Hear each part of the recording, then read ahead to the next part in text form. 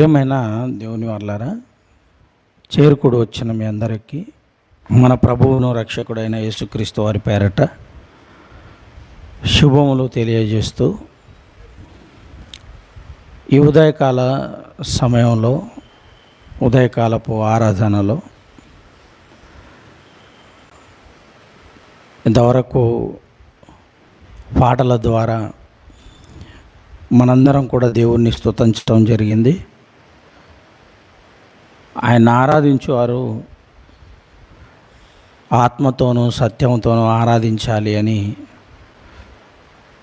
Bible మనకు నేర్పిన విధానం. మరి ఆరాధించడానికి వచ్చినప్పుడు మరి పరిపూర్ణంగా మన ఆత్మను, ఏకాగ్రతను, దేవుని మాటల మీద ఆశ మనందరికీ ఎప్పుడు కూడా ఉండవలసినటువంటి అవసరం ఉంది. మనం చేసే పని మీద మనకు శ్రద్ధ ఉంటుంది. మనం చదువుకునే కాలేజీల మీద శ్రద్ధ ఉంటుంది, స్కూళ్ళ మీద శ్రద్ధ ఉంటుంది, ఉద్యోగాల మీద శ్రద్ధ ఉంటుంది. వాక్యం మీద శ్రద్ధ అనేసరికి ప్రేమన దేవుని పిల్లలారా, నేను చెప్పిన పనులన్నీ కూడా మనం చేస్తున్నప్పుడు ఎంత వేగంగా వెళ్ళిపోతామో, ఎంత తొందరపడతామో అది చెప్పనవసరం లేదు. చాలా తొందర వెళ్ళిపోతాం. టైం అవుతుంది. ఏది దొరికితే దాన్ని ఎక్కి గమ్యానికి చేరుకోవడానికి ప్రయత్నం చేస్తుంటాం. ఈ సమయానికి దేవుని యొక్క మాటలు వినబడతాయి అన్న శ్రద్ధ, ఈ సమయానికి దేవుని వాక్యం చెబుతారు అన్న ఏకాగ్రత మనకుందా అంటే లేదని చెప్పాలండి. ఎందుకు అనంటే, వాక్యం వినటానికి, మందిరానికి రావటానికి ఎంత నిదానం వస్తారంటే, ఏమండి ఎప్పుడైనా గమనించారా? మిమ్మల్ని మీరు గమనించుకున్నారా? ఒకడు, ఈ ప్రశ్న నేను ఒక సంవత్సరం కిందట ఒక వ్యక్తిని అడిగినాను. నేను అన్నింట్లో తొందర పోతాం కదా. ఒక రైస్ షాప్కి వెళ్ళాలి అంటే ఎప్పుడు వెళ్తాం? తొందర, నేను ముందుండాలి. ప్రతి దాంట్లో ముందున్నవాడు చర్చి దగ్గరికి వచ్చేసరికి ఎందుకు అంత నిదానం అవుతుందంటే, చర్చికి వెళ్ళే వాళ్ళకు సమాధానం ఉండాలి. సమాధానం ఉంటే నిదానంగానే వెళ్ళాలి. దేవుడే చెప్పాడు కదా నిదానపడాలి అని, అందుకే నిదానంగా వెళ్తారు అని అన్నాడు. అంటే చర్చికి వెళ్ళే వాళ్ళకి ఏముండాలి? సమాధానం, నిదానం ఉండాలట.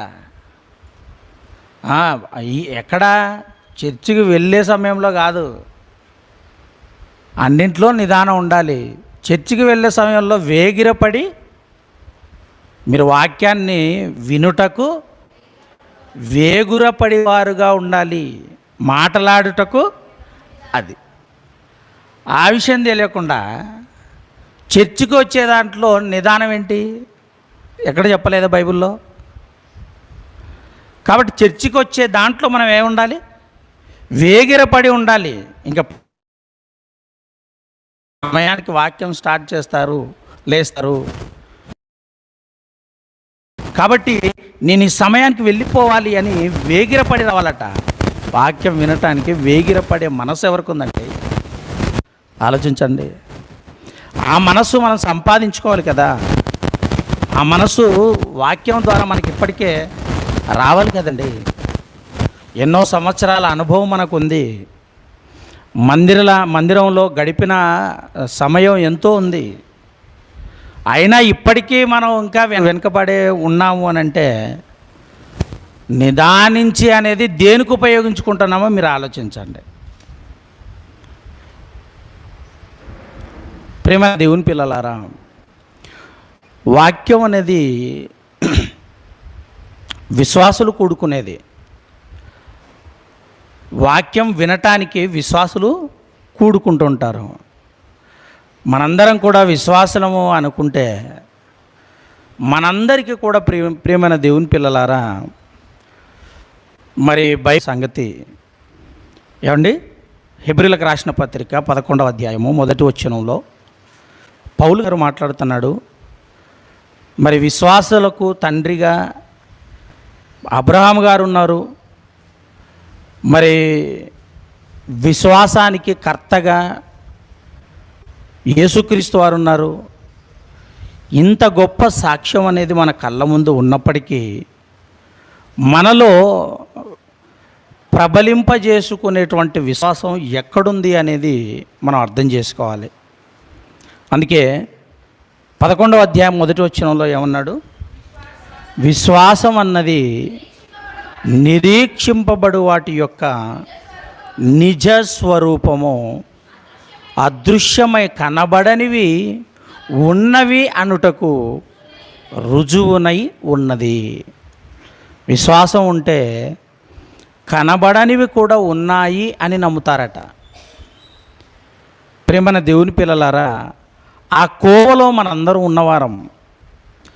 కనబడని వాటి కొరకు కనబడనివి నిత్యములు అని నమ్మిన మనము, కనబడనివే వాటి కొరకే మనం ప్రయాస అనేది ఎప్పుడు కూడా మనకు జ్ఞాపకంలో ఉండాలి. ప్రియమైన దేవుని పిల్లలారా, సంఘంలో చేరి వాక్యాన్ని విని వాక్యాన్ని పాటించడానికి లేదా వాక్యాన్ని అర్థం చేసుకొని వాటి ప్రకారంగా ప్రవర్తించడానికి కారణం మనకు రాబోయేది కనబడనిది మహాలోకం, అదే పరలోకం. ప్రియమైన దేవుని పిల్లలారా, ఆ పరలోకం అనేది కనబడకపోయినా మనం నమ్మాము. యేసుక్రీస్తు వారి యొక్క త్యాగం, తన ప్రాణాన్ని అర్పించిన విధానం మనకు చూడకపోయినా మనం నమ్మాము. అయితే ఈ విశ్వాసం అనేది కనబడనివి ఉన్నవి అనుటకు విశ్వాసమే రుజువు అన్నట్టు చూడండి. ప్రియమైన వాళ్ళారా, విశ్వాసమే రుజువు. అబ్రహాము గారిని, నాయనా నీవు రావాలి అనే ఒక పిలుపు, దేవుని యొక్క పిలుపు అందుకున్నాడు ఆయన. అంటే వాక్యాన్ని, దేవుని యొక్క వాక్యాన్ని విన్నటువంటి ఆయన తన స్వజనులైనటువంటి అందరిని వదిలిపెట్టాడు. తన ఇంటిని వదిలిపెట్టాడు, తన ఊరిని వదిలిపెట్టాడు, తన వారిని వదిలిపెట్టాడు. అన్నింటిని వదిలిపెట్టి నేను ఎక్కడికి వెళ్ళాలి ప్రభువా అని అడగకుండా ప్రయాణం కట్టాడు. ఏమండి, అదండి విశ్వాసం. అంటే కానాను దేశం అప్పటికి అబ్రహాం గారికి తెలుసా అంటే తెలియదు. దేవుడు చెబితేనే కానీ ఆయనకు తెలియదు. ప్రయాణం కట్టాడు, అన్యుడిగా ఉన్నాడు, అన్నింటిని వదిలేశాడు, బయటకు వచ్చేశాడు.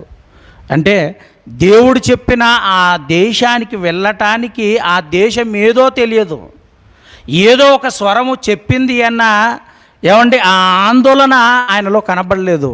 చెప్పాడు, నేను ప్రయాణం కట్టాను, బయటికి ప్రయాణం కట్టాడు. ప్రేమన దేవుని పిల్లలారా, ఏమండి ఇప్పుడు తోమా గారిని క్రొత్త నిబంధనలో మనం చూడగలిగితేనండి, తోమా గారు నేను చూస్తేనే కానీ నమ్మను అని తోమా గారు కంకణం కట్టుకున్నాడు. యేసుక్రీస్తు వారి దగ్గరికి పిలిచాడు. ఇదిగో తోమా, నా గాయాలలో వేలు పెట్టు. చూసి నమ్మిన వానికంటే చూడక నమ్మినవాడు ధన్యుడు అని యేసుప్రభు వారు అక్కడ మాట్లాడతాడు. అంటే క్రీస్తుకు పూర్వం యేసుక్రీస్తు వారి కంటే కొన్ని వందల సంవత్సరాల ముందుగానే అబ్రహాము గారు చూడక నమ్మాడు.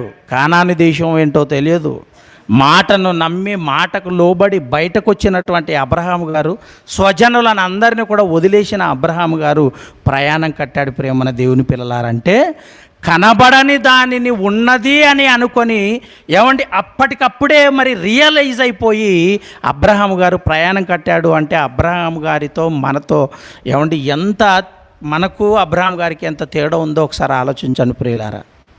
ఎన్ని సంవత్సరాలు మనం వాక్యం వినింటే బాప్తిసం పొందుకున్నాం? ఎన్ని సంవత్సరాలు వాక్యం వినింటే మారుమనసు పొందాం? ఎన్ని సంవత్సరాలు వాక్యం వినింటే మరి మందిరంలో మనం సభ్యునిగా చేరాం? ఎన్ని సంవత్సరాలు వాక్యం వినింటే దేవుని పని చేయడానికి పూనుకున్నాం? ఎన్ని సంవత్సరాలు వాక్యం వినింటే కుటుంబాన్ని ఏమంటే దేవునికి దగ్గర చేయాలని అనుకుంటున్నాం? ఆలోచించారా?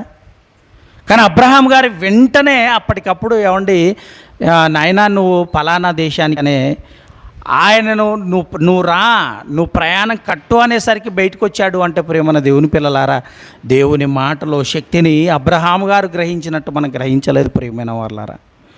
మనిషి మారటం అనేది సులువైన పని కాదు. మనిషి మనసు మారటం అనేది సులువైన పని కాదు. ఏమండి, బండలాంటి హృదయాన్ని సైతం మార్చగల మాటే దేవుని యొక్క మాట. హృదయాన్ని ఏమంటే ఆ బండను బద్దలు చేయు సుత్తి వంటిది నా మాట అన్నాడు దేవుడు. సుత్తి వంటిది నా మాట అన్నాడు దేవుడు. ప్రియమైన దేవుని పిల్లలారా, ఆలోచించానంటే దేవుడు మనుషుల పట్లనండి అతి ఘోరమైనటువంటి కార్యక్రమాలలో మనుషులు ఉన్నప్పటికీ దేవుని యొక్క దయ అనేది ఇదిగో ఈ భూలోకం మీద దేవుడు పరిచాడు. ప్రియమైన దేవుని పిల్లలారా, ఆయన చూపిస్తున్న ఆ దయ, ఆ కరుణ లేదా ఆ ప్రేమ ఈ భూమి మీద మనుషుల పట్ల పరిచాడు కనుక ఇదిగో దేవుడు మనుషుల పట్ల ప్రేమను చూపిస్తున్న ఆ ప్రేమను ఆర్పటానికి ఏమండి భూమి మీద 3 వంతులుగా ఉన్నటువంటి నీళ్ళనన్నింటిని తీసుకొచ్చి ఏమండి ఆ ప్రేమ మీద పోస్తే ఆరిపోదండి, ఆర్పజాలవు. అంతటి ప్రేమ మనుషుల పట్ల దేవుడు చూపిస్తున్నాడు, అంత దయ చూపిస్తున్నాడు. అంత దయను చూపిస్తున్నా మనుషులు మారటం లేదండి. మనుషులు దేవునికి అనుకూలంగా బ్రతకటం లేదు. ప్రియమైన దేవుని పిల్లలారా, ఆలోచించండి. అంటే ఆయన చేసిన మేలులు కూడా ఎలా ఉన్నాయి అని అంటే ఏమండి, ఆకాశం చాలా విస్తీర్ణంలో చాలా పెద్దది. మన జీవితం మనిషి ఆకాశంలో నుంచి చూస్తేనండి మనిషి చాలా చిన్నగా కనబడతాడు. ఆకాశానికి ఇంకా పైకి వెళ్తే అసలు భూమి మీద అక్కడక్కడక్కడ పచ్చదనం కనపడుతుంది, అక్కడక్కడ ఏమంటే ఎడారి ప్రాంతాలు కనపడతాయి, అక్కడక్కడ కొండలు కనపడతాయి. ఇంకా ఎత్తుకు వెళ్ళారు అని అంటే ఇక గోళం మాత్రం కనపడుతుంది, ఇంకేం కనపడదు. భూమి గుండ్రంగా ఉన్న సంగతి ఒక బంతిలాగా కనబడుతుంది ఇంకా పైకి వెళ్తే. అలాంటి స్థితిలో మనిషి ఇంక చాలా చిన్నవాడు. అయితే భూభాగం అనేది ఒక వంతు ఉంది. మరి ప్రపంచంలో నీళ్ళ భాగం ఏమండి 3 వంతుల నీళ్ళు ఉన్నాయి, నీటి శాతం ఉంది, సముద్రాలు ఉన్నాయి. ఈ నీళ్ళు 3 అంతలు ఉన్నప్పటికీ, భూమి 1 వంతు ఉన్నప్పటికీ ఆకాశమంత కాగితాన్ని ఒకవేళ ఉదాహరణగా చెప్తున్నాను, అంత కాగితం ఎక్కడి నుంచి తేవాలని అనుకోవద్దండి.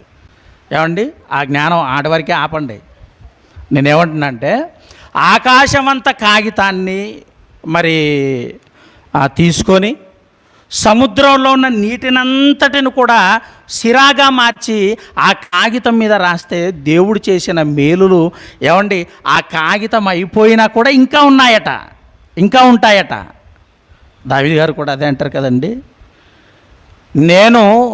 నువ్వు చేసిన మేలులను నేను లెక్కించాలని అనుకుంటే అవి ఎలా ఉన్నాయట, లెక్కకు మించి ఉన్నాయి. ఇంకా లెక్క ఉంటే నేను చేసేవాడిని, లెక్కకి మించి ఉన్నాయనుకోండి దాని ఎవరైనా మరి లెక్క కట్టగలరా?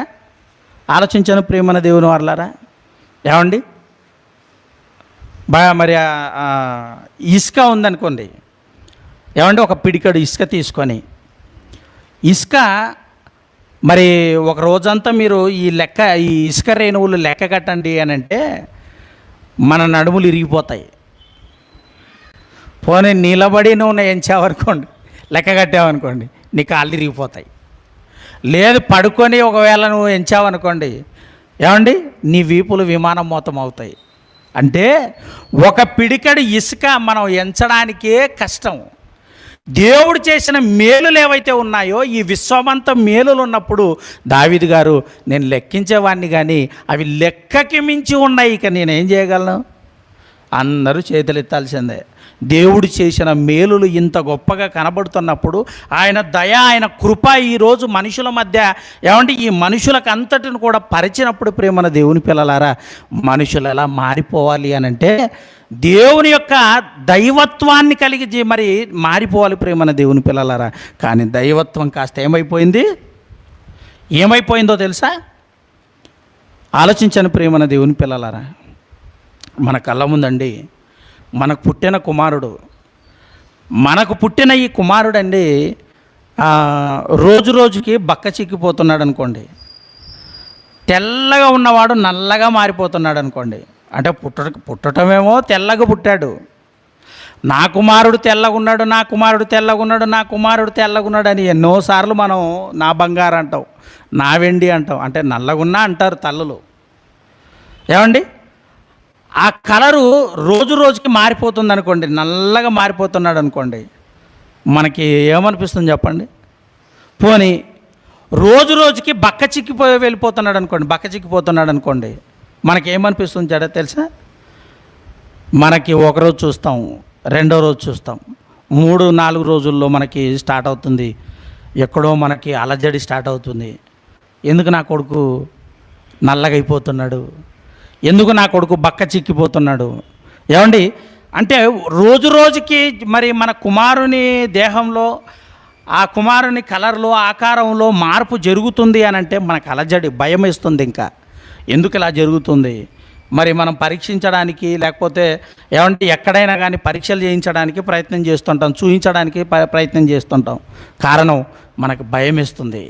ఏమండి, అలాగా అన్నీ పెట్టేటివి మనం పెడుతున్నాము, ఆహారం పెడుతున్నాము, ఏమండి చక్కగా చూసుకుంటున్నాం, సంరక్షించుకుంటున్నాం మరి బాబుని. అయినప్పటికీ కళ్ళ ముందు ఇలా జరుగుతుంది అని అంటే ఏ తల్లిదండ్రులు అయినా ఊరుకోగలరా? పోనీ ఏ తల్లిదండ్రులకై మనసు ఎంత ఉంటుందా? కుమారుడు ఇలా అయిపోతున్నాడు అని అంటే తల్లి విలవిలలాడిపోతుంది, అలజడి స్టార్ట్ అయిపోతుంది. ఏమండి, ఏం చేయాలని అర్థం కాదు. కుమారుడు ఎందుకు ఇలా అయిపోతున్నాడు, నా కుమారుడు ఎందుకు ఇలా అయిపోతున్నాడు? వెంటనే చూపించడానికి ప్రయత్నం చేస్తాం, మందులు వాడటానికి ప్రయత్నం చేస్తాం. అంటే రోజు మనం చూసుకునే విధానాన్ని బట్టి డెవలప్ కావాలి, కానీ ఎందుకు ఇలా అయిపోతున్నాడు అని మనకి ఎలాగైతే ఒక తల్లిదండ్రికి ఎలాగైతే అలజడి స్టార్ట్ అయిపోతుందో, దేవుడు కూడానండి ఇంత కృపను మనుషులకు ఇచ్చినా కూడా మనుషులు దైవత్వాన్ని కోల్పోతున్నప్పుడు దేవునికి ఎలా ఉంటుందో చెప్పండి ప్రియులారా? దైవత్వం కాస్త ఏమైపోయిందో తెలుసా? దుష్టుడుగా మారిపోతున్నాడండి మనిషి. మనిషి అన్నవాడు దుష్టుడుగా మారిపోతున్నాడు కనుక ఆయన ఆత్మను పంచుకొని వచ్చిన ఈ మనిషి, ఏమంటే దైవత్వంలోకి మారవలసినటువంటి ఈ మనిషి దుష్టుడుగా ఎందుకు మారిపోతున్నాడు? దేవునికి బాధ స్టార్ట్ అయిపోయిందండి. ఇప్పుడున్న బాధ కాదు. దేవునికేమో ఆకాశం పైన సింహాసనం మీద కూర్చున్నాడు, మనకి కదా బాధలు పెడుతుంది అని. బాధ వచ్చినా ఆయన మీదే నింద, కష్టం వచ్చినా ఆయన మీదే నింద. ఏమంటే ఏది జరిగినా, ఏ నష్టం జరిగినా దేవుని మీద నింద వేయటానికి సిద్ధంగా ఉంటాం. కానీ మనం చేసే కార్యాలను బట్టి దేవుడు ఎంత బాధపడుతుంటాడో ఎప్పుడైనా ఆలోచించారా ప్రియమైన దేవుని పిల్లలారా? మన బ్రతుకు దేవునికి నచ్చనప్పుడు దేవుడు ఎంత బాధపడుతుంటాడో ఎప్పుడైనా గ్రహించారా ప్రియమైన దేవుని పిల్లలారా? ఏమండి, మొట్టమొదటిగా ఆదామవ్వలను భూమి మీదకి కన్న తర్వాత వారి ద్వారా 2 కుమారులు వచ్చారు. వాళ్ళే కయ్యను, హేబేలు. మరి అప్పటి వరకు ఎప్పుడూ వాడని ఒక పదం దేవుడు వాళ్ళ విషయంలో ఒక పదం వాడాడండి. ఒకసారి చూద్దామా? యోహాను రాసిన మొదటి పత్రిక 3వ అధ్యాయం. యోహాను రాసిన మొదటి పత్రిక 3వ అధ్యాయము 12వ వచనం. యోహాను రాసిన మొదటి పత్రిక 3వ అధ్యాయము 12వ వచనం. మనము కయ్యను వంటి వారమై ఉండరాదు అన్నాడు. చూడండి ప్రియమైన దేవుని పిల్లలారా, మనము కయ్యను వంటి వారమై ఉండరాదు. అసలు కయ్యను ఎప్పటోడు? మనం బ్రిటిష్ వారిలాగా ఉండరాదు అని అంటే ఏదో ఒక 200 సంవత్సరాల కిందట జరిగిన అంతే కదండి. బ్రిటిష్ వాళ్ళ కాలంలో బ్రిటిష్ వాళ్ళలాగా ఉండరాదు అని అంటే ఓకే. మనం వాళ్ళలాగా ఆ తాగుబోతులోలాగా ఉండరాదు అని అన్నామనుకోండి, ఓకే, కళ్ళ ముందు కనపడుతున్నాడు కదా, అలా ఉండకూడదు అని అనిపిస్తుంది. దొంగతనం చేసేవాడిని చూపించి ఇదిగో ఇలాగ ఉండరాదు అని అంటే ఓకే. కానీ కయ్యను ఎప్పటి వాడండి? మనిషి మనుగడ ప్రారంభంలో మొట్టమొదటిగా పుట్టినటువంటి ఒక జంటకు పుట్టినటువంటి మొట్టమొదటి కుమారుడండి అతను. మనము కయ్యూను వంటి వారమై ఉండరాదు అంటే కొన్ని వేల సంవత్సరాల క్రిందట వారి యొక్క మనుగడ జరిగింది. ఆ మనుగడలోనండి కయ్యను ఒక భయంకరమైన కార్యం చేశాడు. ముందు అతనిలోకి ఏమొచ్చిందో తెలుసా? స్వార్థం వచ్చింది. అంటే స్వార్థం ఎప్పుడైతే తనలోకి వచ్చిందో తనను తాను మోసం చేసుకోవటమే కాకుండా, అంటే తనను తాను హాని చేసుకోవడమే కాకుండా తన తమ్ముడైన హేబేలు మీద పడి హేబేలును చంపాడు. అలా హేబేలుని చంపిన తర్వాత కయీను, నీ తమ్ముడైన హేబేలు ఎక్కడా అన్నప్పుడు ఇతని సమాధానం ఎలా ఉందో తెలుసా మీకు? ఏమన్నాడు? నేనేమైనా నా తమ్మునికి కావలి వాడనా? అబ్బా, సృష్టించిన సృష్టికర్తకు సమాధానం చెప్పే విధానం చూడండి ప్రియులారా. అంటే అక్కడే కనబడుతుంది వాడు ఏం చేశాడు అని. ఒకవేళ నీవు సత్క్రియ చేసిన ఎడల నువ్వు మంచిగా ఉంటావు, మంచిగా మాట్లాడతావు. సత్క్రియ చేయనప్పుడు నీ ప్రవర్తన తీరు మారిపోతుంది, భాష మారిపోతుంది, చూపు మారిపోతుంది, ఏమండి విధానం మారిపోతుంది. కయీను అన్నాడు. ఆ తర్వాత రెండో మాట చూడండి, బాగుంటుంది. వాడు దుష్టుని సంబంధి అయి తన సహోదరుని చంపెను. ఎందుకు చంపెను?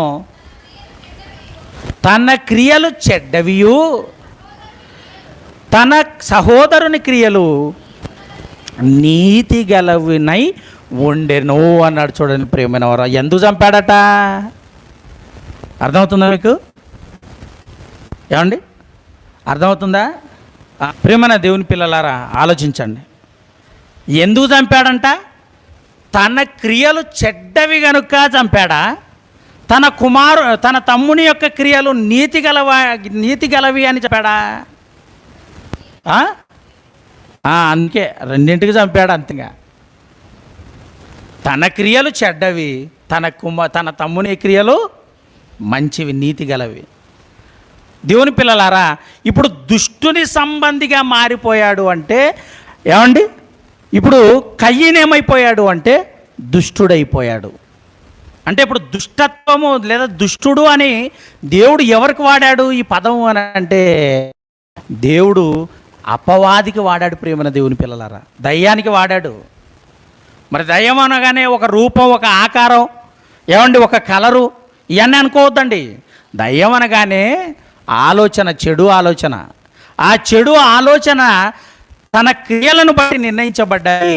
కయీను చెడు కార్యక్రమాలలో ఉన్నాడు గనుక అతని ఆలోచనలో అపవాది దూరింది. ప్రియమైన దేవుని పిల్లలారా,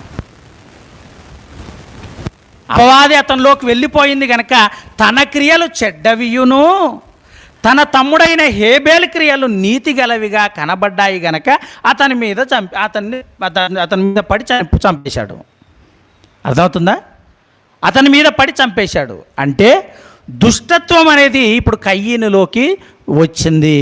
మొట్టమొదటి మానవులలో ఏమండి కయీనుకి దుష్టుడు అనే పేరు వచ్చేసింది. ప్రియమైన వాళ్ళారా, అంటే ఇప్పుడు దుష్టుడు అంటే అర్థం ఏంటో తెలుసా?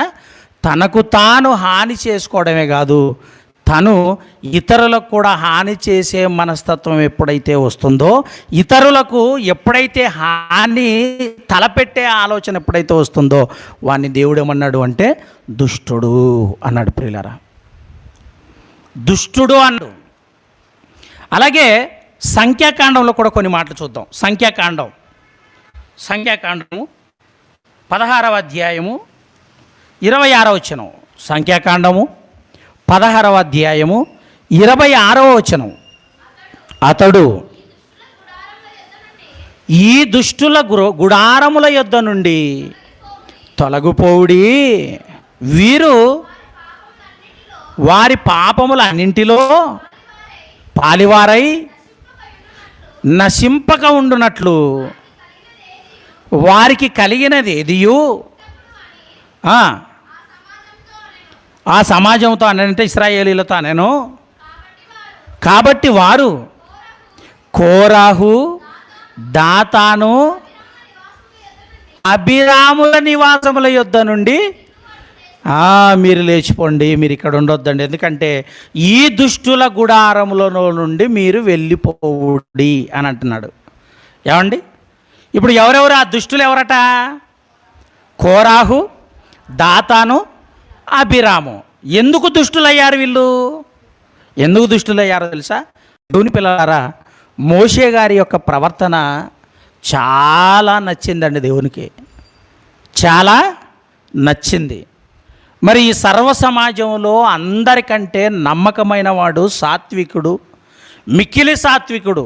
ఆయన సాత్వికము ద్వారానండి కొన్ని రోజుల్లో కానాను దేశానికి వెళ్ళవలసిన వారు 40 సంవత్సరాలు అడవి ప్రయాణంలో తీసుకెళ్తున్నాడు. ఆ అడవి ప్రయాణంలో ఈ ప్రయాణం చేసేటప్పుడండి మోషే గారికి చాలా అవమానాలు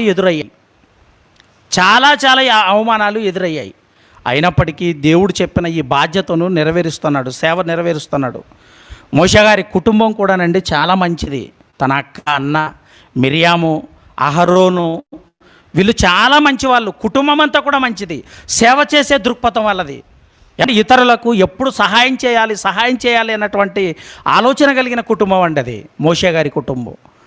అలాగా అహరోను పెద్దవాడైనా మరి మిరియాము పెద్దదైనా కూడా వాళ్ళకి ఇవ్వని బాధ్యతను మోషే గారికి ఇచ్చారు. ఎందుకంటే వాళ్ళకంటే మిక్కిలి సాత్వికుడు మోషే గారి యొక్క ప్రవర్తనను చూసిన దేవుడండి ఈ వాళ్ళ మధ్య పడినటువంటి అవమానాలను బట్టి, వాళ్ళకు చేసిన సేవను బట్టి, వాళ్ళ మీద చూపిన ప్రేమను బట్టి, ఇతనికి ఉన్నటువంటి ఈ గుణాన్ని బట్టి దేవుడు ఏమన్నాడో తెలుసా? ఇదిగో మోషే, నువ్వు నాకు చాలా నచ్చావు, నాకు చాలా బాగా నచ్చావు నువ్వు. ఎందుకంటే నీ ప్రవర్తన, నీ మాట, నీ చూపు, వారిపై నీకున్న ప్రేమ, వారి పట్ల నీకున్న శ్రద్ధ, వారిని కాపాడాలన్న దృక్పథం, ఇంత గొప్పగా నీవు ఉన్నప్పుడు నేను ఒక మాట చెప్తాను. ఏంటో తెలుసా? ఇదిగో నీ వంటి ఒక ప్రవక్తను నీ సహోదరులలో నుండి నేను పుట్టిస్తానన్నాడు. ఎంత నచ్చితే ఆయన వంటి ప్రవక్తను పుట్టిస్తానని దేవుడు అంటున్నాడు. చూడండి పిల్లారా, సాక్షాత్తు దేవుణ్ణే పుట్టించాడు అంటే నీ వంటి ప్రవక్త అంటే ఇప్పుడు మరి దైవత్వము మోషే గారిలో ఎంత కనబడింది దేవునికి ఆలోచించండి. ఎంత కనబడింది. అంత గొప్ప మోషే గారిని ఎదిరించటంలో కోరాహు, అబీరాము, దాతాను వీళ్ళు ప్రారంభమయ్యారు. ప్రియమైన వాళ్ళారా, వీళ్ళు ప్రారంభం అవడమే కాకుండా వీళ్ళు ఏం చేశారు అంటే ఇంకా ఒక 200కు పైగా రెండవ వచనం చూడండి. అదే అధ్యాయం 16వ అధ్యాయము 2వ వచనం. ఇశ్రాయేలీలలో నీళ్ళు పెట్టడమా పేరు పొందిన సభికులను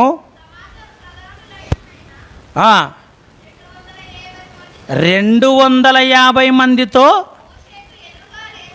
ఈ మోషేకు ఎదురుగా లేచారట. ఎవరు?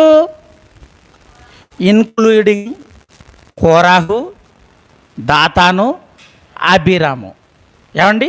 కోరాహు ఒక్కడే కాదు, కోరాహుతో పాటు ఇప్పుడు కోరాహు ఏం చేశాడు అంటే, కోరాహే దుష్టుడు అనుకుంటే కోరాహు దాతానును దుష్టునిగా చేశాడు.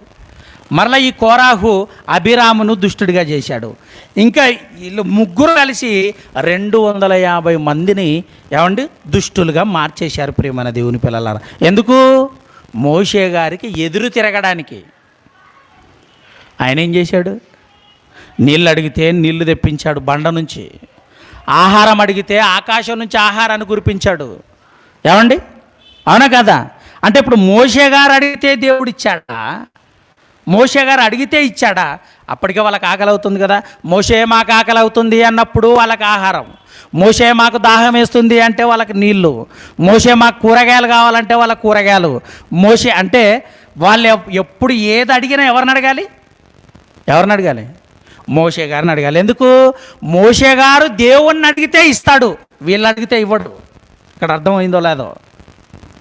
ఇశ్రాయేలీలు 6 లక్షల కాల్బలంతో పాటు ముసలి, ముతక, చిన్న, పెద్ద అందరినీ కలుపుకుంటే సుమారుగా 20 లక్షల నుంచి 30 లక్షల మంది అండి. 20 లక్షల నుంచి 30 లక్షల మంది. 6 లక్షల మంది బాగా మంచి దేహదారుఢ్యంతో ఉన్నవాళ్ళు, యవనస్తులు, మంచి బలంతో ఉన్నవాళ్ళు, కాల్బలంతో ఉన్నవాళ్ళు. వాళ్ళతో పాటు మిగిలిన వీళ్ళందరినీ లెక్కేసుకుంటే సుమారుగా 20 నుంచి 30 లక్షల మంది. వీళ్ళెంతమంది తయారయ్యారు? 250 మందితో పాటు వీళ్ళు నాయకులు. వీళ్ళు అంటే వీళ్ళు ఎదురు తిరగడానికి ఇప్పుడు ఈ దుష్టులు మిగిలిన 250 మందిని మరి దుష్టులుగా మార్చేశారు. కారణం ఏంటో తెలుసా? వాళ్ళు చెడిపోవటమే కాకుండా మిగిలిన ఇశ్రాయేలీలో అక్కడక్కడ పెద్దవాళ్ళని మరి 100 మందికి మరి ఒక పెద్దను, 10 మందికి ఒక పెద్దను, 1000 మందికి ఒక పెద్దను ఏర్పాటు చేశాడు వాళ్ళ మామను బట్టి. వాళ్ళ మామ చెప్పాడు, ఏమండి మోషే గారి మామ, ఆయన చెప్పిన తర్వాత ఆ సలహాని బట్టి మిగిలిన ఈ కార్యక్రమాన్ని జరిపిస్తున్నాడు ప్రియులారా మోషే. అంటే మోషే గారు అండి ఒక్క క్షణం తీరిక లేకుండా పనిలో ఉండిపోయాడు. దేవుడు చెప్పిన పనిలో ఉండిపోయాడు. ఆ పనిని ఎదిరించడానికి వీళ్ళు తయారవుతున్నారు ప్రియమైన దేవుని పిల్లలారా. ఏమండి మోషే గారు ఐగుప్తు దేశంలో అద్భుతాలు చేసినప్పుడైనా వీళ్ళు మారిపోవాలి. పోనీ అక్కడ మారలేదనుకుందాం, అక్కడ మారలేదనుకుందాం, అక్కడి నుంచి వస్తున్నారు కదండి. అలా వస్తున్నప్పుడు ఎనికిల ఫరో సైన్యము వెంటాడుతుంది, ఫరో సైన్యం వెంటాడుతుంది. వీళ్ళు సముద్రం దగ్గరికి వచ్చాడు. ఇలా సముద్రం దగ్గరకు వచ్చిన తర్వాత అండి సముద్రాన్ని ఏమంటే దేవుని యొక్క ఆజ్ఞతో పాయలు చేశాడండి మోషే గారు. ఏం చేశాడు? పాయలు అంటే సగం చేశాడు. అంటే ఇప్పుడు సగం చేశాడంటే ఇప్పుడు సముద్రం అవతలకి దాటేంత, ఇప్పుడు అవతలకి దాటిపోవాలి, సముద్రం అవతలకి దాటిపోవాలి. సముద్రం ఎలా అయిపోయింది అని అంటే ఏమండి 2 గోడల మధ్య మరి దారి ఎలాగైతే ఉంటుందో అలాగ మారిపోయింది ప్రేమైన దేవుని వర్లాన. ఇప్పుడు సముద్రంలోనండి ఎన్నో విషపురుగులు ఉంటాయి, ముసళ్ళు ఉంటాయి, అవునా కదా, సర్పాలు ఉంటాయి, చేపలు ఉంటాయి. ఇంత భయంకరమైనటువంటి ఈ ఏమండి విషపూరితమైనటువంటి పురుగులు ఉన్నప్పటికీ ఏది కూడా వారి మీద హాని చేయకుండా ఒక ఆరిన నేల మీద ఎలాగైతే నడిచారో ఇశ్రాయేలీలు నడిచిపోయారు ప్రేమన దేవుని పిల్లలారా. ఈ అద్భుతాన్ని చూసైనా కూడా మారిపోవాలి కదా, వీళ్ళు మారిపోవాలి కదండి. మారలేదండి.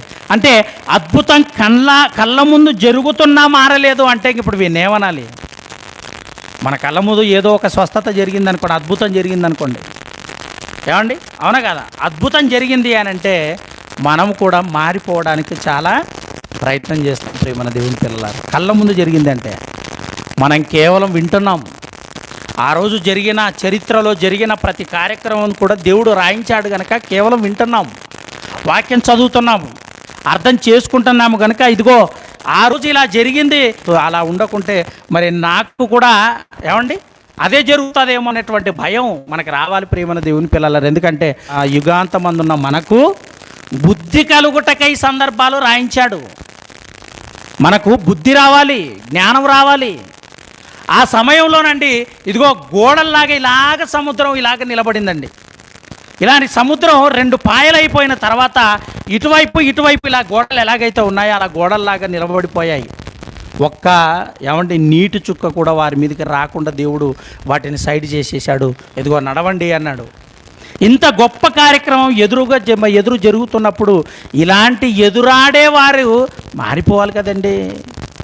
ఆలోచించండి. వెళ్తున్నారండి. ఎండలో వెళ్తున్నప్పుడు దేవుడు ఆలోచించాడు, ఇదిగో వీళ్ళకందరికీ కూడా ఒక మేఘాన్ని సిద్ధం చేయాలి, నీడలో నడవాలి అనుకున్నాడండి. ఆయన నీడలో నడవాలి అనుకున్నాడు. ఒక మేఘం అండి ఏమండి ఒక 1000 మందికి ఉపయోగపడుతుంది అనుకుందాం. వీళ్ళు ఎంతమంది ఉన్నారు? సుమారుగా 20 లక్షల మంది ఉన్నారు ఇశ్రాయేలీలు. కానీ వీళ్ళంతా కూడా ఒక మేఘంకి ఏమండి అన్నీ మరి కొంతమంది ఒక మేఘం కింద, కొంతమంది ఒక మేఘం కింద నడవలేదండి. ఒక్కొక్కరు మరి కొంతమంది ఒక మేఘం కింద నడవలేదు, ఒక మేఘం కిందే నడిచారు. ఇప్పుడు ఎంత పెద్ద మేఘంను దేవుడు సెట్ చేసి ఉండాలి ఆలోచించండి. ఒక 3000 మందికి ఒక మేఘం, ఒక 3000 మందికి అనుకుంటే ఇప్పుడు ఎన్ని మేఘాలు కావాలి? కానీ దేవుడు ఏం చేశాడో తెలుసా? ఈ 20 లక్షల మందికి సైతం ఒక మేఘాన్ని సిద్ధం చేశాడు. ఆ మేఘం కిందనే నడుస్తుంటే మేఘం కూడా వాళ్ళెంబడే పోతుందండి. చిన్నప్పుడు అండి నడుస్తుంటే ఆకాశంలో చందమామ ఉందని చంద్రుడు నడుస్తుంటే అనేవాళ్ళం, చందమామ నాయంబడే వస్తుంది, నన్నే చూస్తుంది, నాయంబడే వస్తుంది అంటుంటాం. నువ్వు ఎక్కడైనా నడుచు, ఎక్కడైనా వెళ్ళు, చందమామ నీ ఎంబడే వస్తుంది. ఎందుకు? అది ఆకాశంలో ఉంది. నువ్వేడను మరి భూమి కంటే చాలా పెద్దది కదండి. మరి చంద్రుడు కూడా చాలా పెద్దదే, భూమి కంటే పెద్దదే. అలాంటి పెద్ద ఆకారంలో ఉండదు. ఇప్పుడు నువ్వు ఆడుంటే మరి నీకు కనపడదా? పైన ఉంది కదా. అలాగా వీళ్ళు నడుస్తుంటేనండి మేఘం కూడా వాళ్ళతో పాటేస్తుందండి ఆకాశంలో. ఎందుకు? వాళ్ళకి ఎండ తగలగకుండా, బట్టలు మాయకుండా. ఏమండి, ఇంత గొప్ప కార్యం చూసినప్పుడైనా వీళ్ళు మారిపోవాలి. కారణం ఏంటో తెలుసా?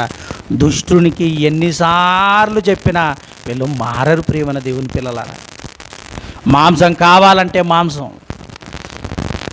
మోషే, మాకు ఆకలి అవుతుంది, మేము ఐగుప్తు ఉన్నప్పుడు కూరకాయలు, బీరకాయలు, కీరకాయలు, తోటకూరలు బాగా తినేవాళ్ళం, నువ్వు ఇక్కడ తీసుకొచ్చి మమ్మల్ని ఆకలితో చంపుతున్నావు అని బాధపడేవారు. కొంచెం కడుపు మండితే బాగా తినేవాళ్ళు. ఆయన పెట్టినప్పుడల్లా చాలా కడుపు నిండా తినేవాళ్ళు. అలా కడుపు నిండా తిని కూడా కాస్త కడుపు మాడింది అనుకోండి, వెంటనే ఆయన మీద ఏమండి పడి భయంకరంగా మాట్లాడేవారు. ప్రేమ దేవుని వల్ల ఆలోచించండి. ఇంత ఘోరమైన పరిస్థితులు జరుగుతుంటే దేవుడు చూడలేకపోయాడండి. వాళ్ళ కోసం నేను ఇన్ని చేస్తున్నాను కదా, ఎందుకు మారటం లేదు? కారణం ఏంటో తెలుసా? మార్పు ఎవరికి రాదు అని అంటే దుష్టులకు మార్పు రాదు. ప్రియులారా, మార్పు రాదు. ఆ విషయం చెప్పాడు యెషయా గ్రంథంలో. ఒకసారి చూద్దాం. యెషయా గ్రంథము 26వ అధ్యాయము 10వ వచనం. యెషయా గ్రంథము 26వ అధ్యాయము 10వ వచనం. దుష్టులకు దయ చూపినను వారు నీతిని నేర్చుకొనరు అన్నాడు. చూడండి ప్రియమైన వారలారా, ఆలోచిస్తున్నారా? దుష్టులకు దయ చూపినను వారు నీతిని నేర్చుకొనరు అంటే ఇప్పుడు దుష్టులుగా మారిపోయిన వారికి నువ్వు ఎన్నైనా చెప్పు, ఏ మార్గాలైనా చూపించు, ఎంత సహాయమైనా చెయ్యి, వాళ్ళు మారరు. ప్రియమైన దేవుని పిల్లలారా, కారణం వాళ్ళు అలవాటైపోయారు. ఎందుకంటే తనకు తాను హాని చేసుకోవడమే కాకుండా, తనకు తాను మోసపోవడమే కాకుండా, ఇతరులను కూడా మోసం చేసే ఆలోచన, ఇతరులను కూడా హాని చేసే ఆలోచన ఎప్పుడైతే వస్తుందో వాడు దుష్టుడవుతాడు. ఆ దుష్టుని మీద ఎంత దయ చూపినానో వాళ్ళు నీతిని పఠించరు, నీతిని నేర్చుకోరు. ప్రియమైన దేవుని వాళ్ళ అది చెప్తున్నాడు అక్కడ. అదే చెప్తున్నాడు. కయ్యను వంటి వారమై ఉండరాదు అంటే కయ్యనేమయ్యాడు? దుష్టుడైపోయాడు. ఇదిగో ఈ మరి దుష్టుల గుడారం నుంచి మీరు వెళ్ళిపోండి అంటే ఎవరిల్లు? కోరాహు, దాతాను, అభిరాము, మిగిలిన 250 మంది. అంటే వీళ్ళు కూడా దుష్టులు గనక వీళ్ళు ఎన్ని చెప్పినా వీళ్ళు మారరు. దుష్టత్వపు ఆలోచన, దుష్ట మనసు మనకు వచ్చేసింది అని అంటే మనం ఎన్ని దేవుని యొక్క ఏమండి ఈ అద్భుత కార్యాల గురించి ఎన్ని చెప్పినా మార్పు రాదు. ప్రేమన వాళ్ళారా, ఎందుకంటే వాక్యం విన్న తర్వాత మనిషికి మార్పు రావాలి. వాక్యం వినాలనే వచ్చాం కదండి. వాక్యం వినాలనే వచ్చిన వానికి మార్పు లేనప్పుడు ఇంకెందుకు రావాలి? ఎందుకు వాక్యం వినాలి? ఎందుకు వెళ్ళిపోవాలి చెప్పండి? అదే ఏమండి ఊరి మీద తిరగవచ్చు కదా, ఈ సమయంలో ఏదైనా చేసుకోవచ్చు. మరి తర్వాత మధ్యాహ్న కాలంలో ఏమైనా చేసుకోవచ్చు, సాయంత్రకాలంలో ఏమైనా చేసుకోవచ్చు. దానికి దేవుని దగ్గరికి రావడం ఎందుకు? ఆలోచించండి. దేవుని యొక్క అద్భుత కార్యాల గురించి ఇంత విన్నప్పటికీ ఏమండి కల్లారా చూసిన వాళ్ళే మారలేనప్పుడు దేవుని యొక్క మాటను బట్టి ఇక మారకపోతే వాళ్ళను దేవుడు దుష్టుడు అన్నాడు. ప్రియమైన దేవుని పిల్లలారా, అందుకే దుష్టులకు దయ చూపినను వారు నీతిని నేర్చుకొనరు. కారణం వాళ్ళు భ్రష్టులైపోయారు. దేవుడే భ్రష్ట మనసుకు అప్పగించే విధంగా మారిపోయారు. ప్రేమన దేవుని పిల్లలారా, చేయరాని కార్యములు చేయుటకు. అలాగని దేవునికి ఇష్టమా? దుష్టుడు నాశనం అవ్వటం దేవునికి ఇష్టమా? దుష్టుడు తన మార్గమును త్రిప్పుకొని నీతి మార్గంలోకి రావటం అనేది దేవుని యొక్క ఆలోచన. ప్రియమైన దేవుని పిల్లలారా, అందుకే దేవుని యొక్క వాక్యం వింటూనే ఉండాలి. వాక్యం వింటూనే ఉండాలి. వాక్యాన్ని ఆలోచిస్తుండాలి. వాక్యాన్ని అర్థం చేసుకోవాలి. అదే కదా వాక్యం చెప్పిస్తుంది. అందుకే కదండి ఇంకా మనలో ఎక్కడైనా దుష్టత్వపు ఆలోచన ఒకవేళ మనలో ఉందేమో, ఏ విషయంలోనైనా దుష్టత్వపు ఆలోచన మనలో ఉందేమో, మనం కూడా దుష్టత్వపు లక్షణాలతో ఉన్నామేమో, మనం కూడా దుష్టులమేమో. కొన్ని అలవాట్లు పోవండి. దుష్టత్వపు ఆలోచనలు, కొన్ని అలవాట్లు, కొన్ని ఆటలు, కొన్ని పాటలు మనలో నుంచి పోవు. అవి వెళ్ళాలి అంటే దాన్ని పగలగొట్టేటువంటి వాక్యం దగ్గర ఎక్కువగా గడపడానికి ప్రయత్నం చేయాలి. ప్రేమన దేవుని పిల్లలారా, ఏ దుష్టత్వమైన మనలో ఉంది అంటే వాక్యాన్ని ఎప్పుడు కూడా వాక్యాన్ని వినటానికి మనం ఎప్పుడు ప్రయత్నం చేస్తుంటే ఆ దుష్టత్వాన్ని పగలగొట్టేటువంటిది వాక్యం ఒకటే. ఒకవేళ మనుషులు చెప్పాడా, వాడు మంచోడా, ఈమె మంచిదా, ఈయన మంచోడా, ఇవి మాట్లాడతాం. అవద్దండి. దేవుని వాక్యమైన పరిశుద్ధమైనదిగా, పవిత్రమైనదిగా భూమి మీదకి వచ్చింది. మనల్ని ప్రేమించి దేవుడు 66 పుస్తకాల గ్రంథాన్ని ఇచ్చాడు.